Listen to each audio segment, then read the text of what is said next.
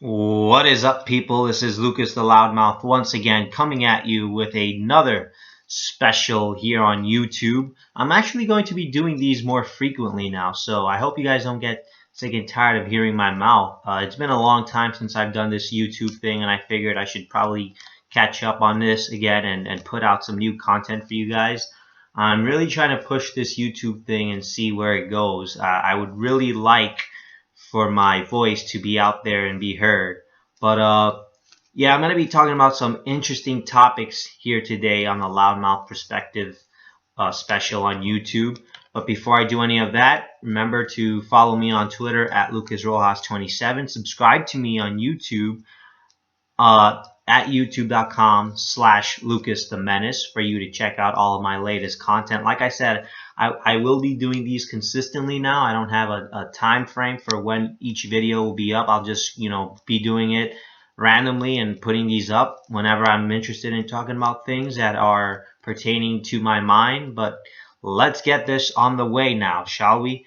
First things first, on Monday Night Raw, we had the announcement that Roman Reigns would be taking on Dean Ambrose and Brock Lesnar at FastLane. That's going to be WWE's main event at FastLane. Is a triple threat match between Dean Ambrose, Roman Reigns, and Lesnar to determine from that match, the winner going on to face Triple H at WrestleMania for the WWE World Heavyweight Championship. So the winner of this match will be the #1 contender to Triple H's World Championship. It was announced in the final moments of Raw, right before it went off the air. And I just have to say, from the perspective of buy rates and drawing interest into a pay-per-view like Fastlane, I will say WWE has done a great job at booking itself a main event, because this is definitely going to draw attraction and attention to a pay-per-view like Fastlane, which desperately needs it, by the way, because Fastlane last year absolutely sucked, besides the main event between Roman Reigns and Daniel Bryan, which stole the show, and that was their main event. But they did a great job here at right away kicking things off for Fastlane, making the announcement as soon as possible to advertise this now and putting it out there that Brock Lesnar is going to show up at the pay-per-view right before WrestleMania. This is the perfect way for them to have us be invested into a pay-per-view like Fastlane. I think this is a genius part by WWE to bring in Brock Lesnar for that pay-per-view. But there is a downside to all of this, and I'm having a hard time understanding why WWE would do something like this, knowing that the guy they're trying to get over with the crowd, the guy that they're trying to push for to be the next John Cena, to be the next new face of the company, Roman Reigns, why would they do this to him, putting him in a position for him to be even more booed and hated on by the fans? You're putting him up in that ring against two of the most popular fan favorites today in the WWE, in Brock Lesnar and Dean Ambrose. It's almost as if WWE is asking for the fans to boo Roman Reigns even more at Fastlane, and that's what I don't understand. You have a guy here you're trying to make legitimate, you're pushing to the moon, that you're trying to have him be the top guy now that John Cena's not there, and yet you're putting him in these hard situations where it's hard for him to overcome, because we saw it at the Royal Rumble. He was booed once again. They cheered Triple H, who became champ that night, and that's how badly the fans wanted to see Roman Reigns not win the Royal Rumble a few nights ago. And now here we are once again at Fastlane. He's in a situation where he may just be booed out of the building again, because no one wants to see Roman Reigns walk out of there beating both Brock Lesnar and Dean Ambrose in a triple threat match. So they've dug themselves in a hole here, because everyone knows how over Lesnar and Ambrose both are with the audience. Everyone loves those two guys. Whereas with Roman Reigns, it's split down the middle. You're not going to get all cheers. Now, me personally, I don't dislike Roman Reigns. I actually do like him. I think he's fine. I think he can survive in the WWE world. I don't think he's as bad as people make him out to be. Granted, he's not the best mic worker in the business. He doesn't cut the best promos. And obviously, he's not the best wrestler in the ring either. But he's fine. He's talented. He has potential. He's decent on the microphone. It's not as if he bores us to death. And he has this badass attitude about him that makes him stand out and makes him look different from John Cena. And not that Cena's bad either, but people always draw that comparison there between Roman Reigns and John Cena and how they're Superman. Roman Reigns is not always Superman. Roman Reigns is not always, this PG cartoonish figure. He has his moments where he can be a badass and where he can be dominant and where he doesn't give a fuck about anything. He has his moments where he could be a menace, and he doesn't always win all of his matches. He lost at the Royal Rumble. They screwed him over. They screwed him over at TLC. They screwed him over at Survivor Series. So it's not like WWE is shoving him down our throats every single week. It's not like he's always overcoming the odds. Yes, he does win a lot of matches. Yes, WWE does want him to be the next guy, but they're handling him differently. It's not like he's winning all of his matches, and it's not that predictable with him. So I don't understand the argument there that Roman Reigns is bad and he's terrible. But enough about defending Roman Reigns. Back to this FastLane main event.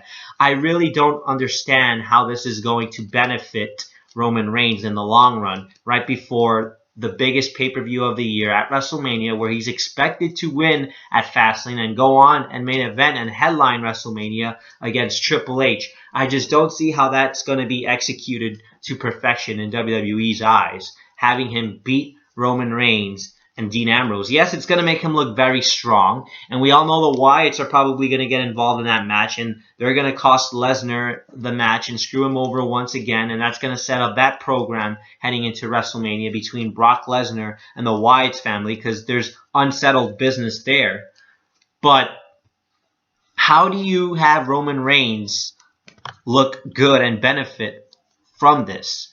Because you're trying not to have him get booed, but you're putting him in that position that is the opposite of what you want to accomplish, where he is going to get booed.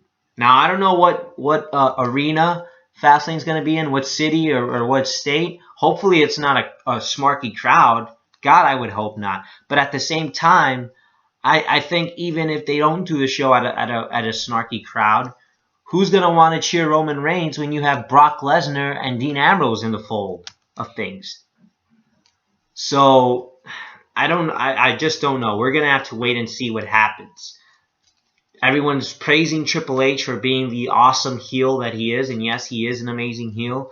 And everyone thinks that because of his amazing heel tactics that he's gonna be the guy to put over Roman Reigns and make him successful at WrestleMania. I don't see how that's going to happen, because fans are still booing Roman Reigns, and they're actually pro Triple H right now, and they're pro Triple H for the single solitary reason that he's the champion and he's feuding against Roman Reigns. Everyone wants to be against Roman Reigns. So we'll have to see what happens with that situation there, because, man, this is not good news right now for Roman Reigns. But for FastLane, it's great. It's going to be beneficial. I'm going to be watching FastLane. It makes it a must-see situation now to see that main event, and I guarantee it's going to be a great match. That's not my critique there. My critique is the booking of Roman Reigns and how WWE has put him in this situation. That's my critique. But this is going to be a fantastic triple threat match, so nothing negative to say in terms of that. But we'll just have to see the rest of the match card and how WWE goes about it and how they approach the entire FastLane pay-per-view. I really hope it's a good pay-per-view, because they really have to go all out if they want to consider having us watch that show. And also, it's the road to WrestleMania, so they need to make sure that FastLane delivers so that going forward into WrestleMania, we have a reason to want to buy WrestleMania and actually watch it.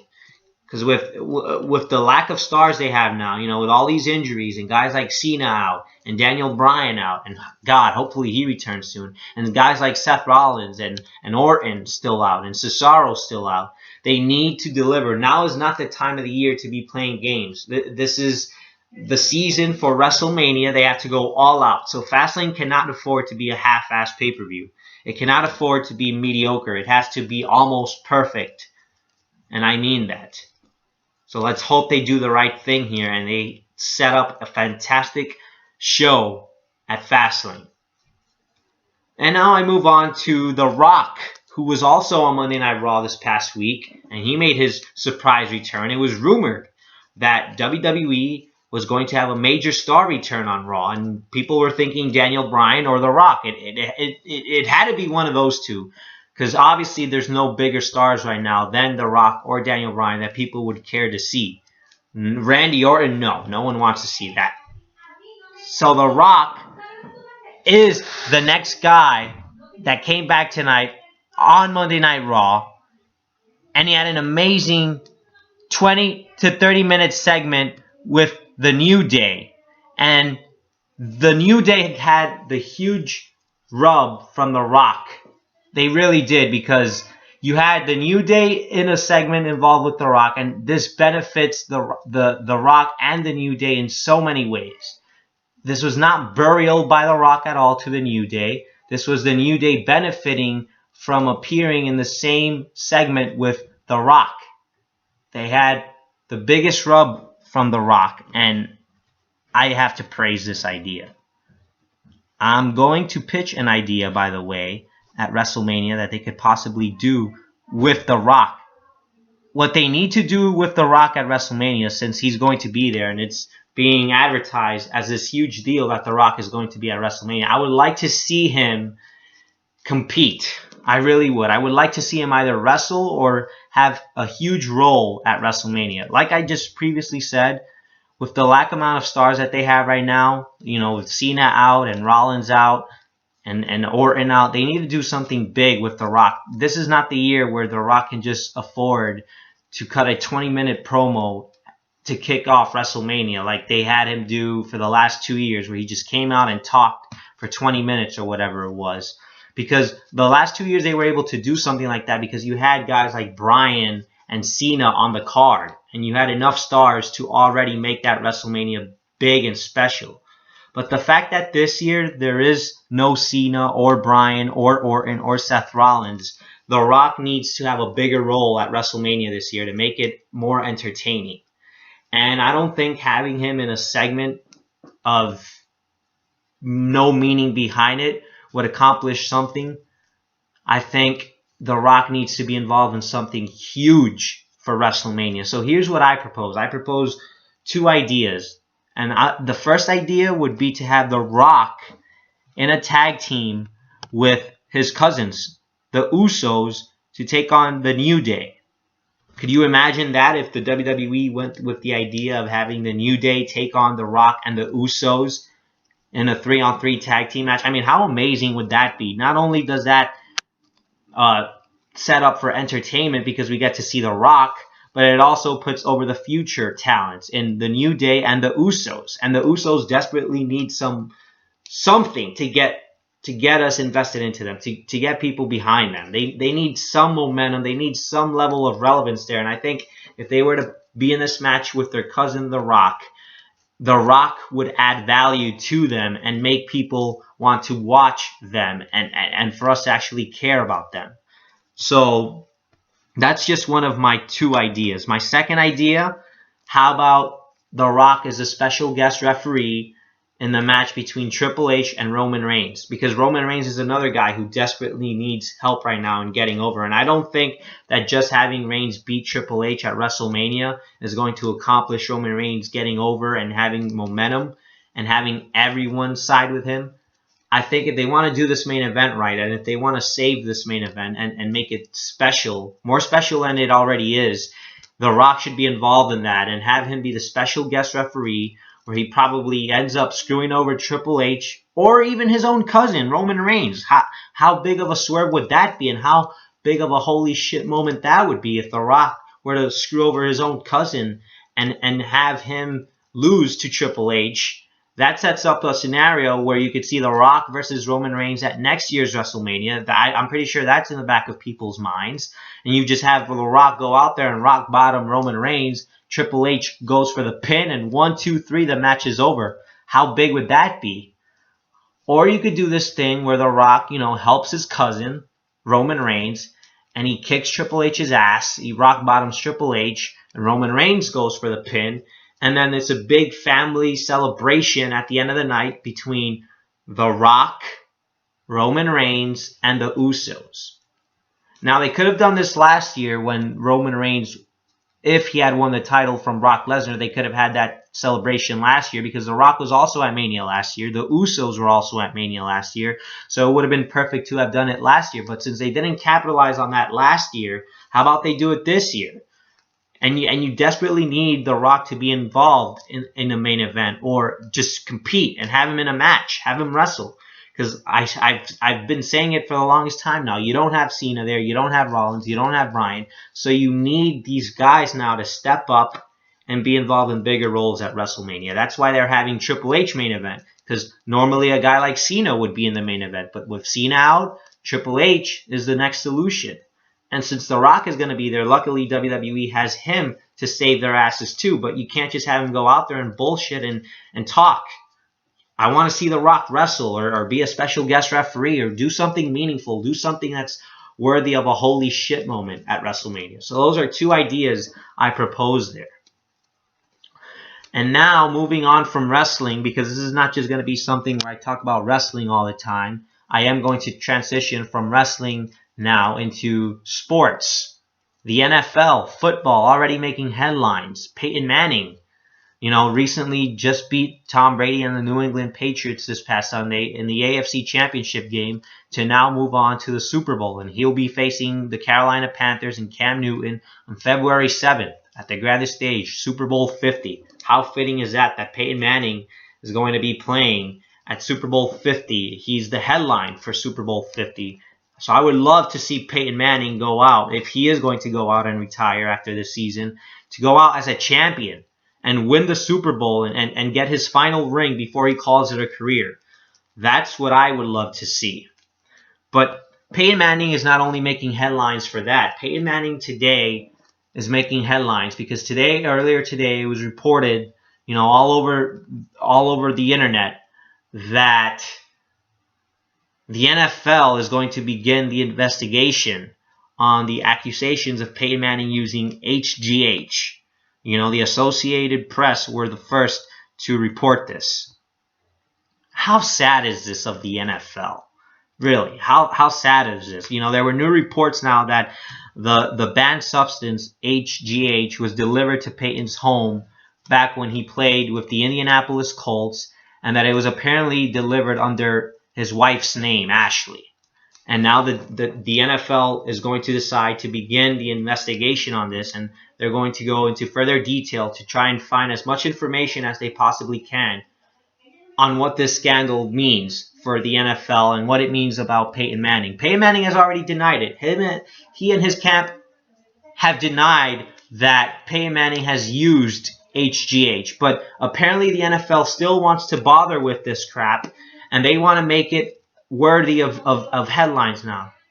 They want to make it news now that apparently this could be a possibility that Peyton Manning has used a banned substance. And it's pathetic by the NFL because they don't seem to learn from their history. Not even a year ago. It's only been a few months. Right before the NFL season started, they already lost a case at court to Tom Brady, who's another top quarterback in the NFL, one of the greatest of all time. They just lost to him a few months ago.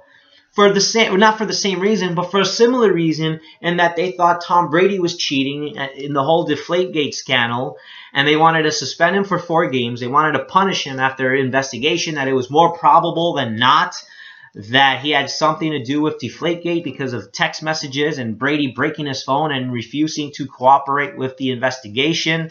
And Tom Brady took it to court and he challenged Roger Goodell. He challenged the NFL and he basically ripped them apart and he knocked down the NFL. He embarrassed and emasculated the NFL and everything they stand for at court by winning the case and the decision of the suspension being overruled and Brady being able to play every single game this season, including the playoffs, because he even went as far as to make the playoffs. So what a way to shove it down the NFL and Roger Goodell's throat by not being suspended for even 1 game, even though I think Brady was still kind of guilty, because I'm not defending Brady in this case. I think Brady was more guilty than Peyton Manning is. And I respect Peyton Manning more than I respect Tom Brady, because Brady has been involved in not just this scandal, but previous scandals too involving cheating, where this is the first case involving Peyton Manning, and it's going to become a huge case. God, I mean, the NFL never seems to learn. And it's not just the Brady scandal that they lost. They have lost many scandals over the year at court with Adrian Peterson, with Ray Rice. It doesn't seem to end. It doesn't seem to ever end with the NFL in these court cases. And now they want to challenge Peyton Manning. You want Peyton Manning to get his lawyers now? I mean, my God, if if Tom Brady was able to survive and get his party to defend him with all the money Brady has and him being a top figure in the NFL, you think Peyton Manning can't win against you, NFL? You really think you can beat Peyton Manning? If Brady could survive, Peyton Manning is damn sure going to survive faster than Brady was able to survive. And I don't think Peyton Manning is guilty at all, so that helps his case. He's probably going to win this case faster. Now, the report also said that there is no timetable of how long this investigation will take, but it's also guaranteed that it won't be decided before the Super Bowl. Like, there won't be any information that will be revealed before the Super Bowl. So this is going to probably end up being another thing where it takes several months to further investigate and find out all the details. And it's going to become the Brady saga from last year. You know, this is going to be the NFL story heading into the offseason after the Super Bowl. So last year was the whole Brady story and Deflategate that was the story for the NFL during the offseason for about 5 to 6 months. And now this is going to be the story with Peyton Manning. It's sad. It really is sad for the NFL to do something like this. And they're also doing this because of Peyton Manning possibly retiring. You know, they want to draw the attraction. They want to draw the attention. They want to gain people's attention and always draw people in, because that's what the NFL loves to do. And they're smart for that because, granted, from a business aspect, they're smart in the sense that they get the attention all to themselves, and that makes them a lot of money. That's why they're the richest and most popular sport right now.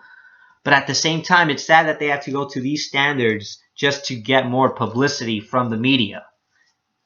And the last person that they should be doing something like this to is Peyton Manning, because Peyton Manning is a huge class act. By far the best quarterback to ever play the game, in my opinion. And he's not just a great quarterback, but he's a great human being. He's never done something wrong. He always says the right things on television when he's being interviewed. And you want to attack him? You're now going out of your way to go after him and make him a target? It's sad. It really is sad.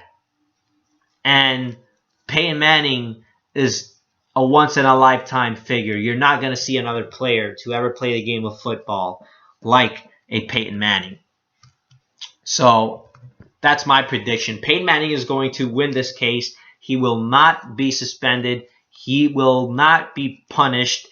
He will not be guilty. Peyton Manning will be 100% innocent. And if I'm wrong, well then holy shit, but I doubt I'm going to be wrong.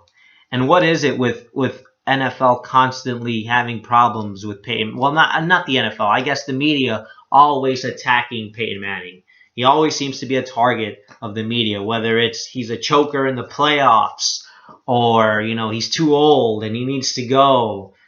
There's always something there where the media and now the NFL is out to get Peyton Manning. I just absolutely hate this.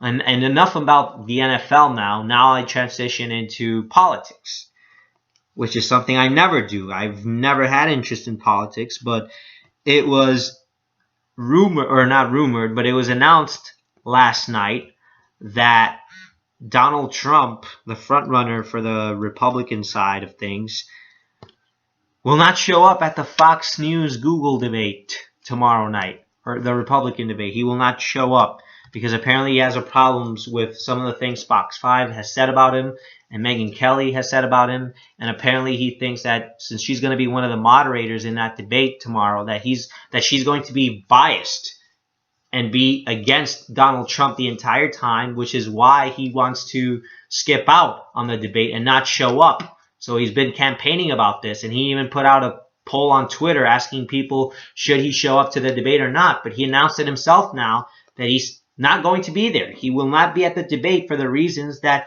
Fox 5 is always talking crap about him, and Megyn Kelly is making a target out of him, and he has a problem with all of this.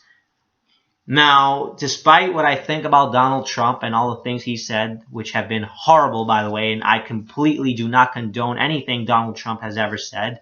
You know, we all know how big of a prick this guy is. But at the same time, he's smart.